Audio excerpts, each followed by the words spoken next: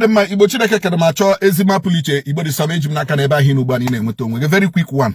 O nwere otu nwa agbọghọ bịa Oziọma Bafia ozi bekee ka eji mara ya. O nwere mgbe anyị postiri here last year about ndị kwụrụ ụgwọ visa, ndị nyere ego visa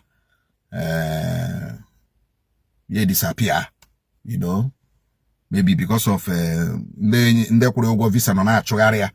So she disappeared. Banyo call, banyo phone, banyo everywhere. She cannot be reached. You know, so these people are very frustrated and very, very angry. You know, they came to our office, Nchekwando Foundation, and reported the matter. I had to put a cross to Ozioma. I couldn't get her because phone gaga. So we had to call the husband. You know, I seen obata until I posted her. Then she now called me. You know, kuchai heni lokuru. Otu eshi police na chugaria ureta iga base ne Bulgaria. You know, otu eshi track ya otu eshi ya iegu men cause. See, okay, him chore ma. When are you going to pay these people? That's this, you know. Let me ga kwundo ụgwọ. Onwekwara onye na-emekwe visa no were nga akwa nke ekwokwara last year. You know, eburukwe ga police even onye nke herself. Some people are still coming to our office because the guy biazere bia pa na-ekwusi na the case on a court. Ikutoku visa ego okwuru ya shigi na the case on a court. The case on a court.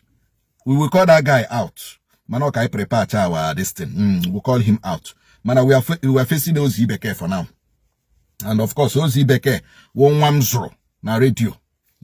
But I know na getting magime hojo. Try my best to make sure that you saw reason and at least he made something good. Don't hear at least in that he joke get go hand a phone. These people gave you money. It's a breach of contract. You people had signed agreements. When you all patch agreement again, I have signed. That's already how work. Ginye hego. Abro no work. Ginye hego. So can you men no work? Ginye hego. Give bafu. For the 4 million, for the 5 million, for the 7 million, for the 10 million. You know, for the rent reimo pack the money nyeg. Ki mere have visa at the end of the day or work. Why can't you do what you people agreed? Switch it off. Disappear. Nobody's reaching you. So let me go back to the story. From that time. Yes, she told me by November, December. In fact, December, January this year. Today, 29th January, okay? Today is January 29. So now, in fact, between December and January, Niaga Akochapo Ogwa. So those guys are there. Let's take action. Let's say, no. No, I will not take action. We will not take action. Allow her. Also, I need December, January. December, January. So when did I am getting her by November. December, aga. Ma boy any of them. So when onye nwetere shishi, onye nwetere afu. Asu na nwebo onye nwetere anything. Anya baga January. No sign, nothing. Okpo them same lekwe ihe mere na akwụba ụgwọ. Lekwe ihe mere na maybe eji delay. Okpo hom Ozioma akpo hom. She didn't call me. You know? Until ma akpo mpia that I'm going to post to her again because the other one posted, I deleted it. Because I'm a harem. I deleted it. The man I said, okay, again. See, why are you doing this? Why are you doing this? Ejikwe otu she plan waya odabanze ejikwe nye police ego ka ejebute the man okwuru ụgwọ na ya middle woman that's onwere onye ọ na-enye ego visa you know ejikwe bute the person ka ebute the person police ewerezi ego onyere were enye another person bịara na eshi ọnwụ na a ga-enye ya egie so he were 2 million onyere ha ndị Tiger Base he were enye jiri kwụọ the woman ụgwọ visa, you know, something like that. Mgbe ihe ndị a mere, did you tell me? No.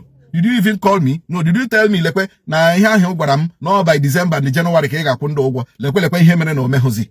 You didn't tell me. And now these people are angry.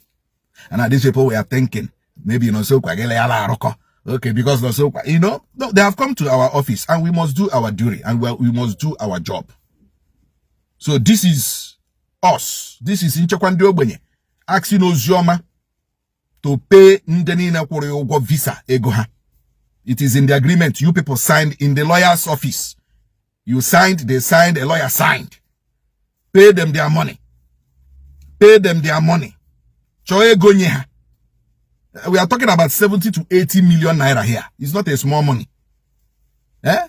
We're talking about Igbo here. It's not a small money. You know? So, Choe Gondia, nyeha. Choe Gondia, nyeha. I have asked you, Gata na platform ebende ano. Talk to them.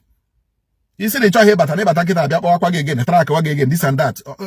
Onye bataranko hu shingwere biari on. Oh yes. Onye bataranko hu shingwere biari ore. Call these people one by one. Onye kporo. Bondi ju gwasi alekwelekwe ni ihe ma ekube hu gwo ha. Onye kporo. You are not calling anybody. You see, you na akpo, onye ka ikpoda. Almost 20 something people on that group. Ikporo mmadụ ole. Let's be boga ndị ọzọ na the group. Mana ọkwa maka ndị anọ na group a ebe ha tiire m. Onye ikpoga. Shisho nwe bụ onye nyere. You know? So gị hụ video anụ a. Know that the iwe na-ewe m ebe nọ. And they know that you, Ozioma, you didn't do well. Thank you.